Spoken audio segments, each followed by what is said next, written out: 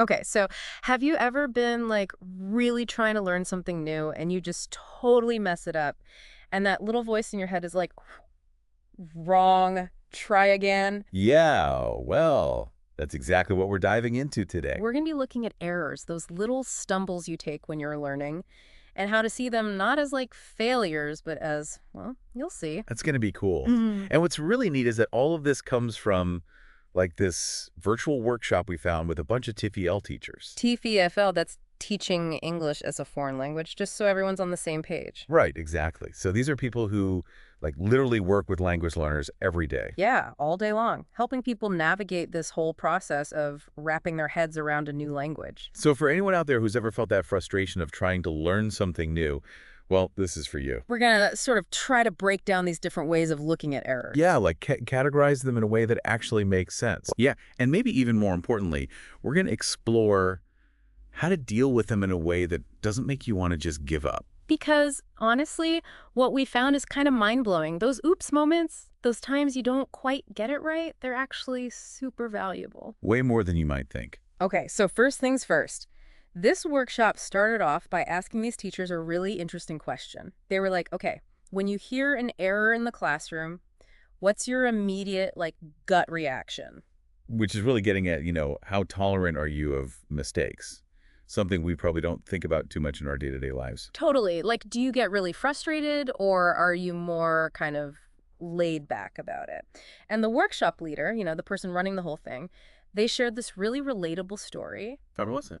They were talking about how, like, earlier in their career, they used to get super frustrated by student errors. Uh-huh. I can definitely see that. And they said it came from this place of, like, I'm putting in all this effort as the teacher. I'm explaining things clearly, but the students still aren't getting it. And, it made them feel kind of defeated. Yeah, like what am I doing wrong? Exactly. But what's fascinating is how, with experience, a lot of these teachers, they totally shifted their perspective. They did. How so? Like, they've come to see errors not as, some sign that everything's going wrong, but as like a totally normal and necessary part of the learning process. Oh, interesting. Like it's almost to be expected. Yeah. In fact, one teacher even said, and I wrote this down because it was so good, students learn when they make mistakes. Hmm.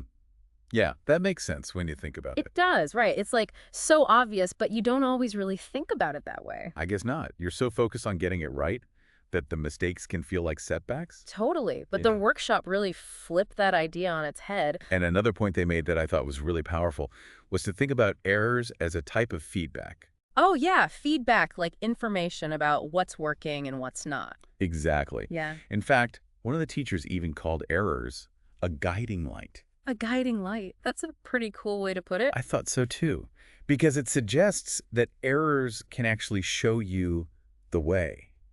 Like they can highlight areas where maybe the teaching isn't as clear as it could be. Or maybe they show you how different learners are processing information in different ways. Yeah, exactly. It becomes like a diagnostic tool, not just a measure of failure. Which is so much more helpful and constructive. And it reminded me of that saying, to err is human. Oh yeah, everyone makes mistakes. And one of the teachers actually brought that up. They were like, the longer I teach, the more flexible and accepting I've become of student errors. I bet. It probably just comes with the territory. Yeah, so we've got this like shift in mindset from seeing errors as bad to seeing them as potentially helpful. And the workshop actually went on to outline two totally different ways of thinking about errors. Two different viewpoints. Yeah, like two opposing lenses. The first one they called the dysfunctional view. Dysfunctional, so not exactly the ideal way to look at things. Not quite. This viewpoint basically sees errors as like a negative result. Like, oh no, something went wrong. Yeah, and they might even see it as a shared failure between the student and the teacher. Wow, that's a lot of pressure. Right. And it tends to create this atmosphere where mistakes are something to be avoided at all costs. So you end up with everyone just focused on repeating the right answers over and over again. And being afraid to actually use the language in any creative or spontaneous way. Yeah, because you're so worried about messing up. And then the workshop contrasted this with what they called the developmental view. Oh, so this is the good one, the more positive perspective. Exactly. The developmental view basically says that errors are totally normal and actually beneficial parts of learning. Okay, interesting. So they're not just unavoidable, they're actually good for you. Yeah, like They're seen as opportunities to really understand how the language works and to figure out how your own, like, internal language system is developing. So you're not just passively absorbing information, you're actively shaping your understanding. And a big part of this is risk-taking. Oh yeah, being willing to try things out, even if you're not 100% sure you'll get it right. The workshop really emphasized that. They were like, if you're not willing to test your hypotheses about the language and, like, make some mistakes along the way, you're not really going to learn. It makes total sense, right? Yeah. If you're too scared to even try, you'll never figure out what works and what doesn't. So you're saying those errors are actually a sign that you're engaged and that you're actually learning? Exactly. It's like evidence that you're pushing your boundaries and experimenting with the language. It's a total mind shift. It's like one view is, oh no, something has gone terribly wrong, and the other is, aha, let's analyze this and see what it tells us. And that shift can make a huge difference in how you approach learning, whether you're the student or the teacher. Okay, so we've seen that there are these two really different ways of thinking about errors.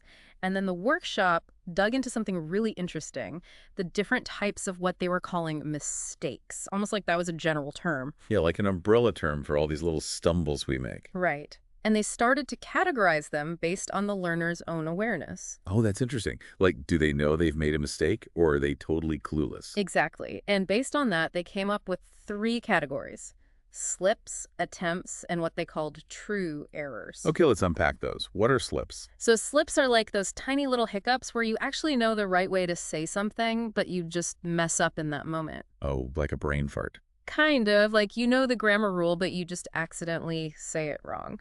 A classic example is saying he swim instead of he swims. Yeah, I've definitely done that before.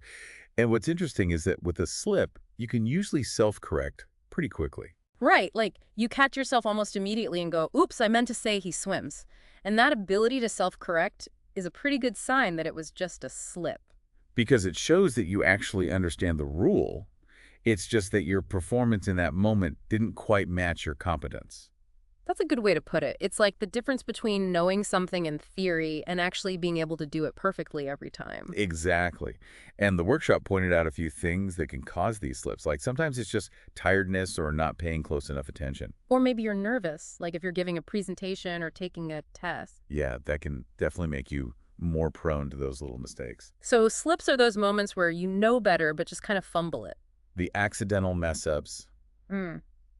And then we have attempts. Yeah, and attempts are fascinating because they're all about how certain the learner is about what they're saying. Oh, interesting. So it's like they're trying things out, but they're not quite sure if they're right. Exactly. Like they're testing the waters, forming hypotheses about how the language works, even if they're not 100% confident. So they're being brave and taking risks. Totally.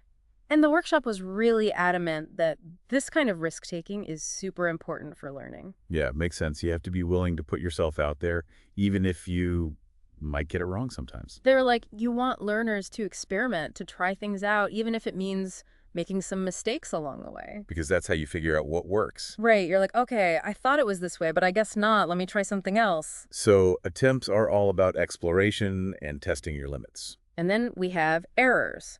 Yeah. How do these differ from those exploratory attempts? The key difference is when they happen, like where they fall in the learning process. Errors, as the workshop defined them, occur after the learner has already been taught a specific rule or concept. So they've been given the information, maybe even practiced it a bit. Right. It's like they've been shown the map, but they're still taking a wrong turn every now and then. Makes sense. So slips are those momentary glitches, attempts are those brave explorations into the unknown, and errors are when you've been given the instructions but haven't quite mastered them yet. Exactly. It's a really helpful way to break it down. Totally. Now, the workshop then shifted to looking at where these errors actually come from, like what causes them. They called this the sources of errors. Oh, interesting. Because if you can figure out why the errors are happening, you can address them more effectively. That's the idea. And one of the biggest sources they talked about was first language interference. First language interference, what's that? It's basically when the rules of your native language kind of sneak in and influence how you learn a new language. Oh, so like if your first language has a certain word order, you might try to apply that same word order to English, even if it's not correct. Exactly. Our brains are always trying to make connections and find patterns. What other sources did they identify? Well, they talked about how sometimes it's just a matter of prior knowledge, but that knowledge might be incomplete or even incorrect. So you're building on a shaky foundation. Yeah, and that can lead to all sorts of problems. And they also brought up something I'd never really considered before, teacher-induced errors. Teacher-induced errors. What does that mean? It means that sometimes the way we teach something can actually cause students to make mistakes. Whoa, that's a bit of a mind bender. Right, like if our explanations are unclear or if we accidentally give misleading examples, it can set students up for errors down the road. So it's really important to think carefully about how we present information. Absolutely. It's a good reminder that we're all learning and growing as teachers, too. Yeah, we make mistakes too. What other sources did they mention? Well, sometimes it's just plain old ignorance. Ignorance, meaning the learner just doesn't know the rule yet. Yeah, and that can lead to those attempts we were talking Yeah. about, where they're trying things out but don't have the full picture yet. Makes sense. And then there's overgeneralization. Overgeneralization. That's when you learn a rule and apply it correctly in one context, but then you try to apply it to everything, even when it doesn't fit. Like you learn that you add ed to make a past tense. So you start adding it to every verb, even irregular ones. Yeah, exactly. Yeah. And finally, they talked about the learning environment itself. Oh, yeah, the atmosphere in the classroom. Right. If students don't feel comfortable, if they're afraid to take risks because they're worried about being judged, they're less likely to experiment with the language. And that can lead to more errors because they're not really pushing themselves to learn.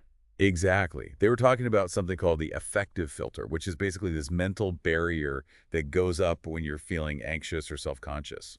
So if the classroom environment is supportive and encouraging, it can actually help to lower that affective filter and reduce errors. Exactly. It's all connected. So we've got these different types of mistakes, and we know where they come from.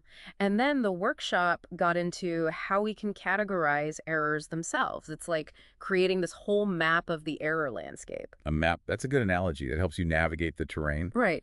And one of the first distinctions they made was between productive errors and receptive errors. Productive and receptive, what's the difference? So productive errors are the ones that show up when you're speaking or writing.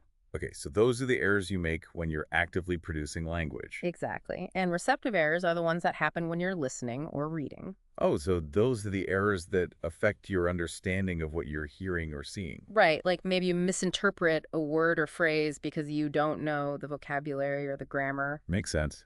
And then they looked at the actual content of the error. Yeah, like what specifically is going wrong. So they talked about lexical errors, which are vocabulary mistakes. Like using the wrong word or maybe not knowing a word at all. And then there are structural or grammatical errors, which are all about how you put sentences together. Word order, verb tenses, that kind of thing. And then there are phonological errors, which are pronunciation problems. Like saying a word with the wrong sounds or putting the stress on the wrong syllable. Exactly. So you can look at an error and say, okay, is this a vocabulary problem, a grammar problem, or a pronunciation problem? Right, which helps you figure out what to focus on. And they also talked about the difference between group errors and individual errors. Group errors, those are the mistakes that lots of students make. Yeah, like if the whole class is struggling with the same grammar point. And that might be a sign that you need to reteach it or explain it in a different way. Right, because if everyone's making the same mistake, it's probably not just a coincidence. And then individual errors are the ones that are specific to one particular learner. So those are more about that individual's challenges and learning style. Exactly. And then there's this really cool distinction between overt errors and covert errors. Overt and covert. I haven't heard those terms before. So overt errors are the ones that are really obvious. Like you hear it and you immediately know it's wrong. Okay, those are the clear-cut mistakes. Right. And covert errors are more subtle. You might not even realize there's an error until you really think about it. Oh, interesting. Like it might sound okay on the surface, but there's something not quite right about it. The workshop used the example of contextual errors. Contextual errors, what are those? It's when you use a word that's grammatically correct, but it doesn't quite fit the meaning of the sentence or the situation. Oh, I get it. Like you might use a word that has a similar meaning, but it has the wrong connotation, or it's too formal or too informal. Exactly. So to the learner, it might feel correct, but to a more experienced speaker, it just sounds a little off. It's like a subtle misuse of vocabulary. Yeah. And those can be tricky to catch, both for the learner and for the teacher. And finally, they categorize errors based on the stage of learning.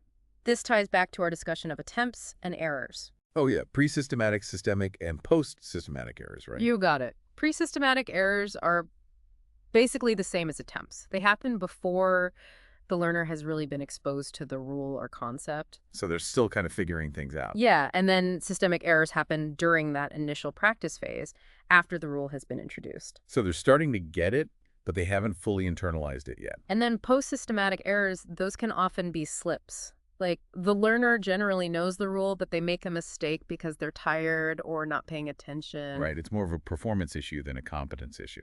Exactly.